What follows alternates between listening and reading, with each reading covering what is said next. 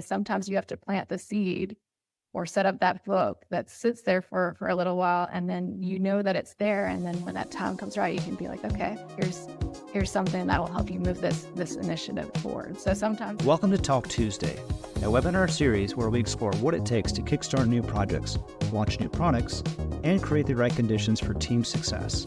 I'm Eric Gorman, founder of Wiley, an agency that helps teams innovate faster with less risk through our sprint workshops and training. We help teams get aligned, eliminate unproductive meetings, and make rapid progress using our interactive, repeatable sprint workshops.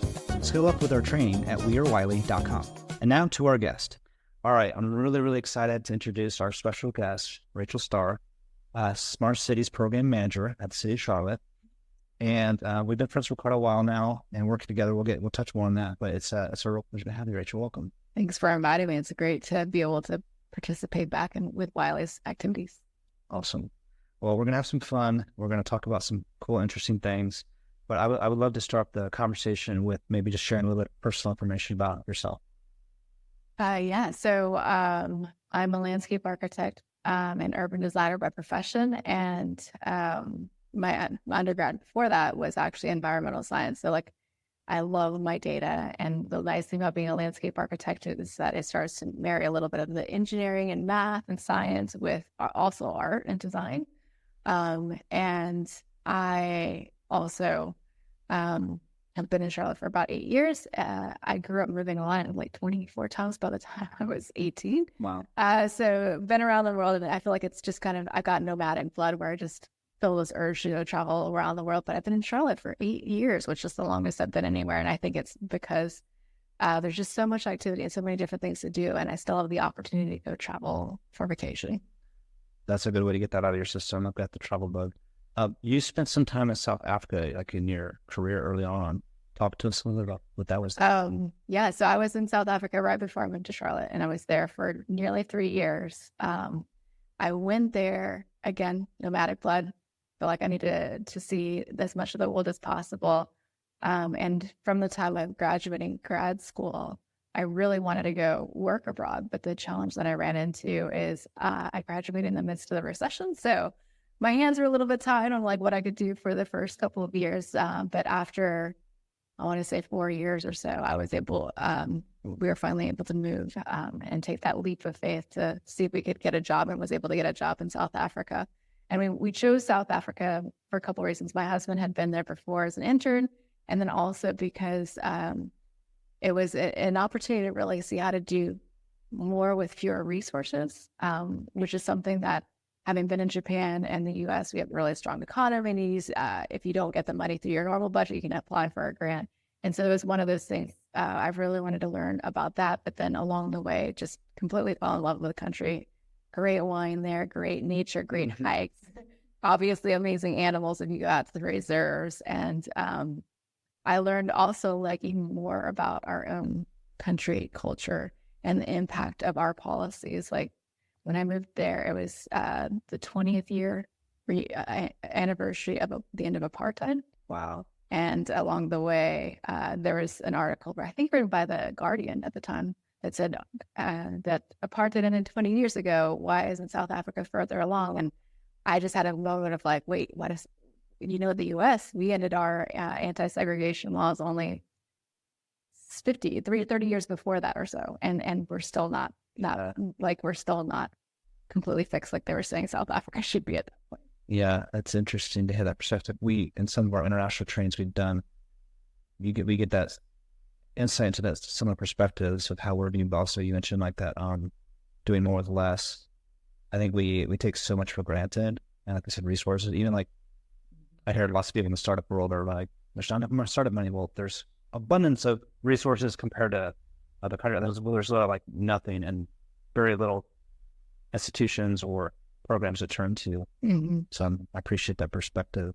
Yeah, there was just so much to learn. I mean, you have to really rely on collaborations and partners. And there's also a book that I learned about while I was there. I think it's called Think Big and no, it wasn't. Think Fast and Slow. I think I've got that on my shelf. There you go. So that's a good book. But then also there's one that talked about especially governments need to be enabling grassroots to do what they need to do to make the environment in place and community that they want to have. So as opposed to coming down with just regulations of how people should perform, we should also make sure we're allowing for people to do what they want from the grassroots up. And that's been super influential in my work ever since learning that in South Africa. We're going to go down that rabbit hole too, some more about other things that have influenced your work. But that we might need to have another talk to the conversation about that, some of the international and some of the thinking that's shaped you along those lines. It's fascinating to me. All right, so talk to us about your current role, or maybe let's do this. Walk us through like a brief, I know this is probably not fair, but a brief journey of like your career starting from, you mentioned time in South Africa and landscape architecture background. But walk us, I know you got several roles, but walk us through kind of the progression up to your current. Yeah, so I'm now in innovation and technology, a department within the city of Charlotte, and I've been in this role for a little over 2.5 years. And before that, I was in the planning department, and I feel like all of my work life has landed in urban design and planning, and so it was quite the shift to go from that to technology. But it came about in a couple of different ways. So again, with my undergrad being in environmental science, and even with landscape architecture, there's a lot of work around regional planning and systems thinking and understanding ecosystems and figuring out the data really that's needed to address climate change, for instance. And so with that background, the planning side is more, you're setting big goals and you're setting some parameters around permits, but sometimes what's missing is the data piece. And so I was really excited to have this opportunity to transition to focus a little bit more on the data. The technology piece is mostly new. I'd done some work in the North End Smart District when I first started this job. So there was a little bit of a tie-in and understanding there of how public-facing technology works and how it can be really customized based on whatever problem we're trying to solve. Of course, like getting data to be able to be used across different agencies and organizations, super tricky, but it needs a lot of the same design thinking, problem solving to get the work done. So there's a through line of data and using design thinking to solve problems. And to me, like design thinking is really focusing and understanding your challenge, which like a client may come to you and say, I want X done as a landscape architect. And usually the X isn't really what they're trying to say. So you have to do a little bit of digging, really understand like what is it that we're really needing to address. And then from there, taking it to break it down into steps and testing along the way. Are we on the right track? And iteratively developing the end goal. And so that applies to like every single thing I've done, even up to now, of like break it down into these steps, and it works pretty much every time. That's amazing. Yeah, we're gonna go deeper into that because I'm really fascinated by that topic. I know we've talked many times, but I can just, that's endlessly fascinating to me. So we're gonna come back to that. I do want to dig in like a little bit into more in your role. You do digital inclusion work and civic engagement, Civic innovation. Mm-hmm. Like maybe give us like the lay of the land, what that means writ large, but then also some like specifics and a day-to-day. I don't know if you have a typical day, probably not. It sounds like you're doing all the things and traveling around. We were talking about that before this. You've been doing a lot of recent travel, but maybe like give us a little bit more specifics or something we can kind of sink our teeth into, wrap our head there. Yeah. So when this role was initially founded 2.5 years ago, the goal was to bring engagement and equity mindsets and lenses into the work of public-facing technology. And along with that came an inherited project around improving digital inclusion and access, because we were in the height of the pandemic. And it was still early days, but the nice thing is we were far enough along that I was able to look at some of the data and start to figure out, okay, what are some course changes that we need to do early on? And so with my day-to-day work, there are some key projects. We've got $10 million of American Rescue Plan Act dollars that came in and that are earmarked towards digital inclusion. With a lot of that, it's providing internet to households that don't have internet and can't afford an internet. This is a pot of money from federal funds that the cities have been awarded or earned. Correct. It's been passed down, and then every city then or government breaks it down further as to how they want to spend it. So 10 million were allocated to digital inclusion. A chunk of that's going to getting internet for residents. Another chunk is, and this is where there was some really great playing room to figure out, okay, this strategy isn't just to make sure people have internet access, because if you use an equity lens, it's not just, okay, we want everybody online, but like, are they actually benefiting from this? Are they making money by being able to internet? Are they saving time by being in the internet? Are they able to develop tools that they need to get through their day-to-day? So along with providing internet, we realized we also had to provide some digital literacy work, because there are just folks who haven't had to use the computer, haven't used it in a long time, and they need, and obviously technology is ever evolving. We're now talking about AI work, and that adds another layer of complexity. And I remember back in the day when the internet was first becoming more mainstream, a lot of people had open networks, and you could just walk around town and like suddenly you're on your neighbor's network, for instance. Now everybody has that on lockdown, and also like now you would never imagine, like if you have the opportunity not to be using a public network, you wouldn't be, because you're concerned about safety and getting hacked, and it's a real concern. But not everybody has that choice of being on a safe online having a safe online presence. So trying to get people, not only is it great tools that are out there and the safe, secure access, but making sure that they have the training, make sure they have the devices to connect online, and the opportunity for advancement in that training as well, and connecting them with job opportunities, for instance. So that's a large chunk of the work right now, because that's where the money is sitting. But the other part we see to digital equity is really making sure that we are increasing transparency, particularly around public-facing technology, and communicating the impact of those technologies to the public, because oftentimes we'll invest, not we, but as in the city, but like in general, investments taking place in technology, and community members will wonder like, well, what is this actually doing to reduce air pollution, or what is this actually doing to reduce my travel time? And they don't get to see that data. So we're trying to dig in a little bit more to see what it is we can really share with people, and also create opportunities even with our open data portal for folks to come up with new ideas on their own, and then turn that into a business plan if they want to. Wow, that's amazing. Yeah, that could be a whole topic for conversation. And yeah, no typical day to day. There's no typical day. Like I would say, like Tuesdays through Wednesdays are solidly booked, a lot of standing meetings.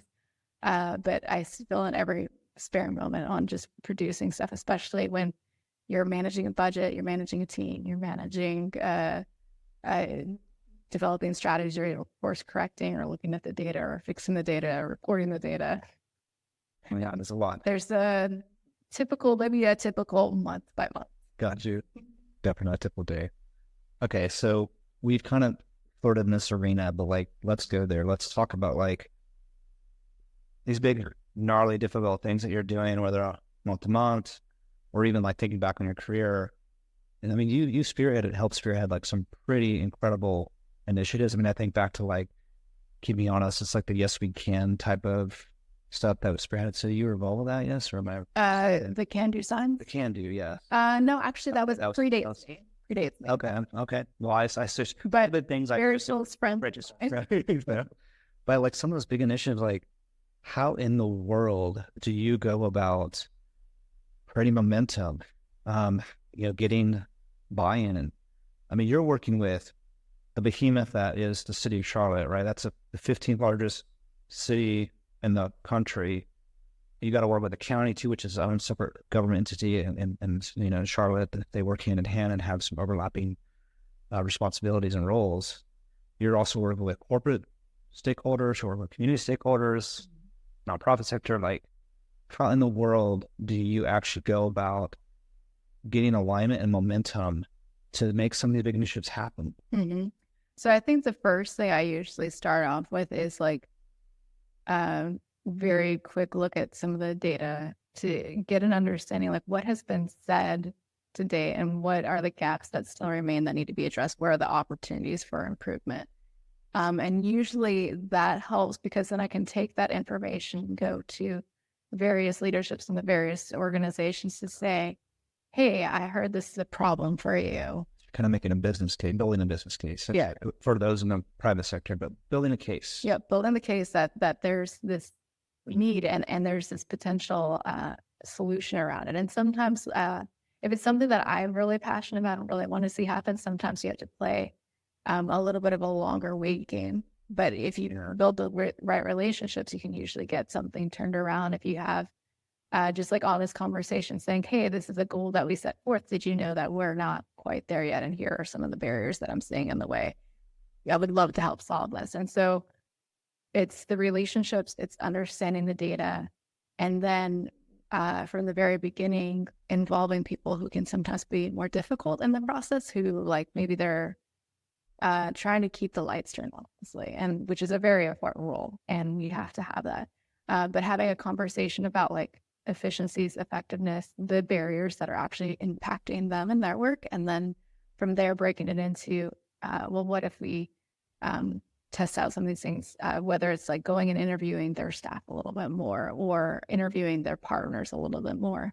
And then coming up with, and from there, you can understand more of the problem. And that's really like what it is. You kind of have an idea of like, this is the area where the problem is. But then when you have those conversations, it starts to narrow down a few focus points of what you have to address. Like we were working on the accessory dwelling units, and that was something where we've talked about missing middle as a way, and this is going back to my planning days, obviously, but missing middle housing, which is basically duplexes, triplexes, quadplexes, and granny flats are a way to help address the growing housing need by having more diversity of what's out there, not just apartments and single family homes.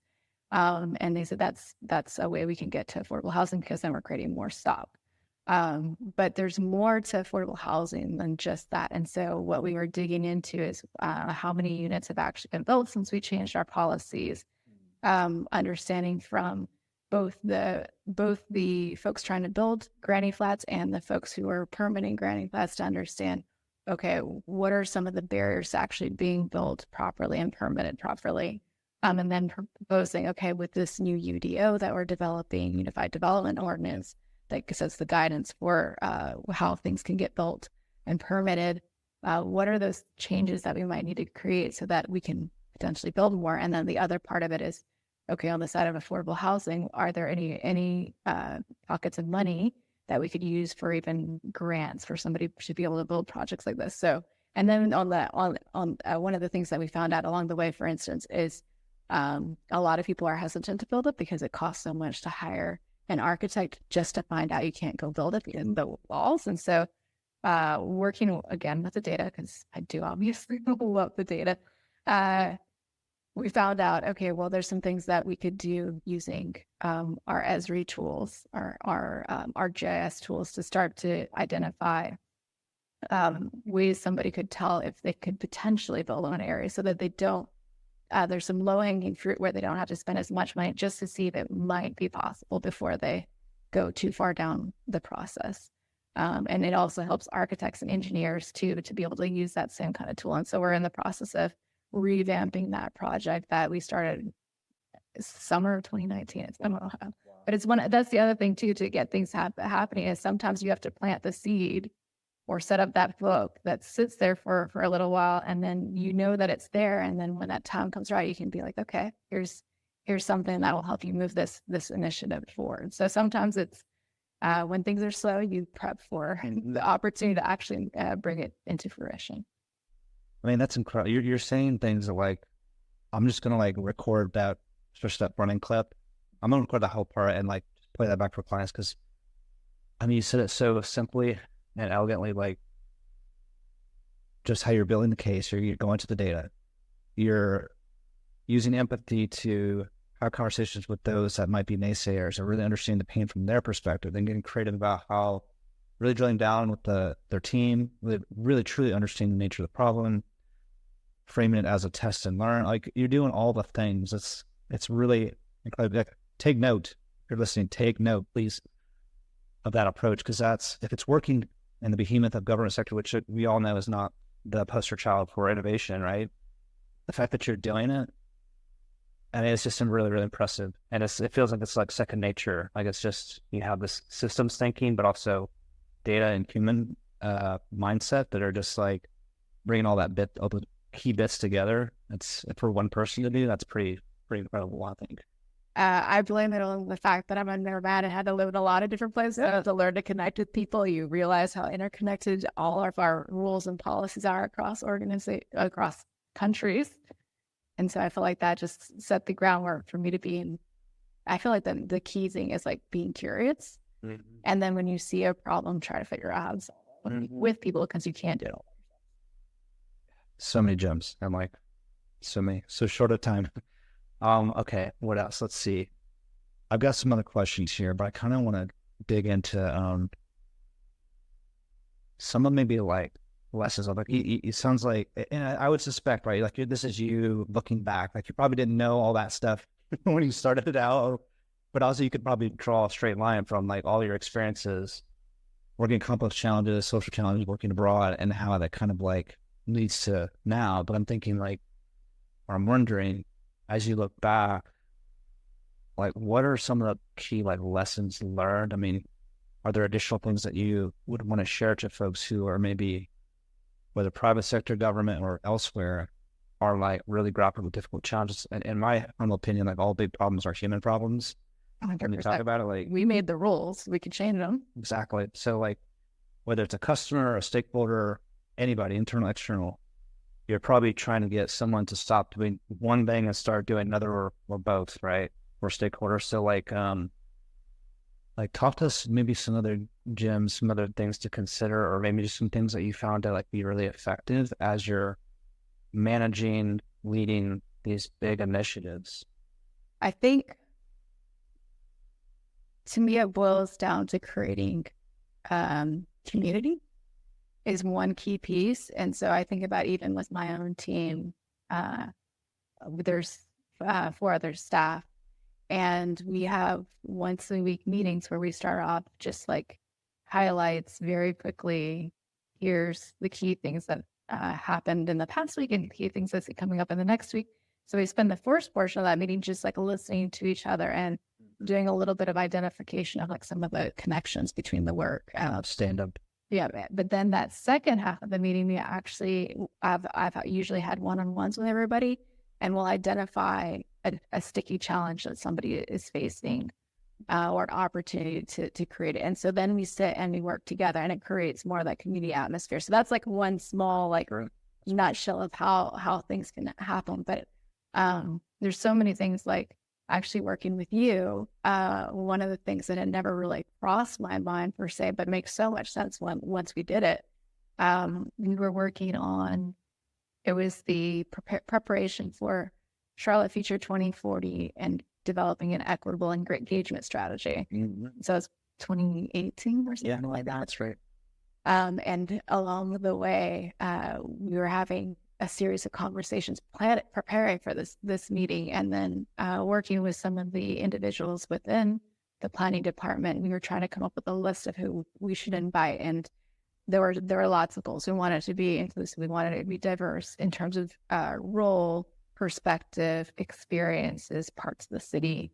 So we were looking at a lot of different qualifiers, and there's a couple of people on the list who were known to sometimes shut down planning projects, or to make it in the planner's mind more difficult for them to do work. And we had brought that up during a planning meeting. You said, invite them. This is a good opportunity. And like, to me, it made sense because I've always figured early on you should have any key stakeholder as early as possible in the process. But having that conversation with you helped really clarify, like having their perspective in the room, and then the real creates an opportunity for a really goal-oriented conversation where we could figure out, okay, here are some of the things that this person's concerned about that we can then bake into the challenge of how we should do it, and which is really important for the equity conversation. Yeah, that project was really cool. That was like, was that the very first one we did together before so. even the training? I think so. That was like an equity lens, the comprehensive plan, and the UDO, the Unified Development Ordinance you referenced earlier. Yeah, I think it was the very first time that like you were, I remember in those early days, right? Like it was kind of collaborating, doing some work together. Like you were so hungry for it, and you already had the right mindset. Like there was not, I think you benefited from like some of the tools that we did, but like you kind of already got it. You made it much more efficient that way. I'm glad to hear that. Well, like, I mean, it was like, I just remember you were a standout because you were already doing the work and he was just like, oh, this, I could plug this into the work I'm already kind of doing. And again, he already had that mindset. So it was just like, oh my God, this is amazing. Like, I'm just going to I'll feed you anything I can. And so like, fast forward, right? You and I, we crossed paths again. Like we've done 3 trainings over the years with us. Like pretty much all of our trainings that we offer are decision sprint, strategy sprint, design sprint. Starting with design sprint back in 2018 or so, like the first one with Jig Knack, we brought him in, like. And I was on with Sabrina Colonna, we won that one. And we were like, wait, a government team just won the innovation, dude. Yeah, that was awesome. Yeah, we did that IAP2 conference together on inclusive design and segment. That was really fun because we made it really interactive. Yes, that was right, which is very different, right? You sit in most conferences, you're like talk that. So that was pretty cool. And then what else was it? Yeah, I guess that was it. Just those, and then and then there was the one pandemic, when the pandemic first hit, and it's where you were setting up the templates to be able to walk through. Was it a text-listed decision? Yeah, that was during it. Yeah, that was really helpful too, because right around the same time, everybody's obviously was impacted deeply by what was going on during the pandemic. But prior to the pandemic, we were supposed to do, the plan was to do a design sprint sort of activity working with the I-85 and Sugar Creek area. And then all of a sudden it switched to like, now it needs to be virtual. And I was not panicked, but I was like in pure translation mode of like, how do you create community online? Yeah, I mean, we definitely had our oh shit moment where we're like, we had dabbled in some of those, Mural, those tools, but like, damn, we need to get our act together and also help, our clients and those in the network that need to be able to move stuff to digital. So, yeah, you were early on in that process, like eating it up and like taking it and rolling with it. Like it was awesome. It's tough. Just like we've got just a couple of minutes left, but I'm curious. I mean, it sounded like some of the stuff was like, again, already innate. You already had the mindset, but like, do you still use some of those tools? Oh, okay, all the time. So Lotbook, the Sprint Book, it's not only like a reference book that I have right now in my home office, but it's one that I've told like all my staff, you guys need to review it. Just to help break down any meeting. Because like actually before coming back, it was in South Africa where I was having these conversations with my former boss about like meetings are such a waste of time. We're not getting anything done. And then I think that's when there was an article about Google's approach. And I kind of like, oh, well, what if we did this? And moving forward, like we wanted to bake that into more of our meeting styles, and it can be a challenge if you're not in control of the meeting. But yeah, so as a meeting style, I feel like I still very much use it. Like I said, even in my little my small team check-ins. But yeah, like bringing in the naysayers early into the conversation very intentionally to have like very meaningful conversations and create that opportunity for them to push back and give feedback early on so that we can make the project better. But yeah, like I feel like everything, I just vividly remember everything of that training. And that was when 2020 was, the boot camp was 2018. So like, I remember all full 2 days. And ever since then, have wished that I had 2 days that I could carve out of people's time. And usually I get like 4 hours. But we do also, one of the other things that we do that I run in our innovation labs, and that we've only had 2 or 3 to date. And it creates this opportunity to bring in different perspectives to creatively solve some problems. So we have a project that we're working on right now that we're hoping to launch at the end of this summer, beginning of fall, around streamlining application processes.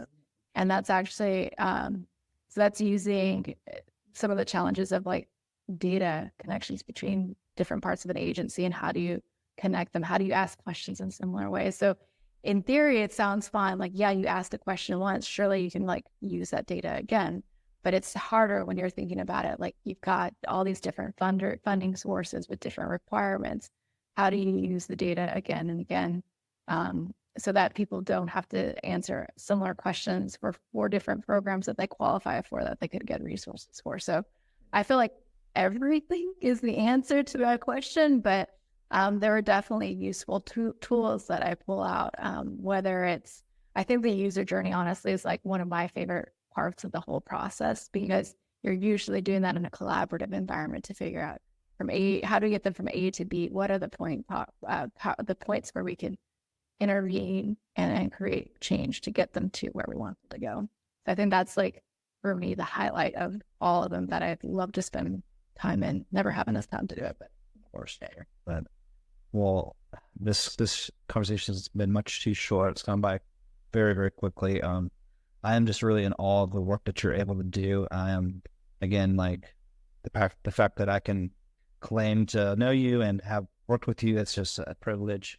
well, I'm a better person because I worked with you and worked thank this you. process in a while. Like, there's always like, oh, can I bring Wiley into this? Can I do that? And Well, we would you jump. just make me so much easier. No, well, thank you. I appreciate that. I mean, we've had lots of trial and error to get there and on the processes that we run. But yeah, I'm just really, really thankful that you came and visited. You've got 2 kids at home. You're about to go on some maternity leave for a little bit. Yeah. I'm really excited for that opportunity for you. And yeah, just really, really appreciative that you took some time to talk to us. Well, thanks for the invitation. So we'll have to have you back and talk more, I'm sure, soon, hopefully. So, For sure. all right. Thanks, Rachel. Thank you. All right.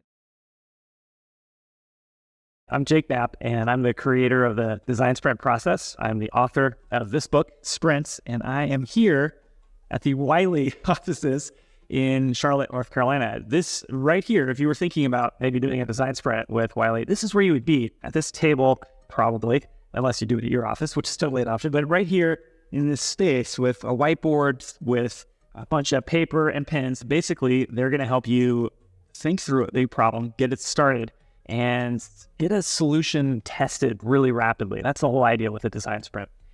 I'd highly recommend, if you're thinking about it, that you do give Wiley a chance to your project. I've worked with these folks a couple times, and they always exceed my expectations. I always do things a little bit better than I could have imagined ahead of time. They're also really nice. So don't tell them I told you that. I try to, keep it cool, but they're super nice people. Anyway, best of luck to you, and try Sprint.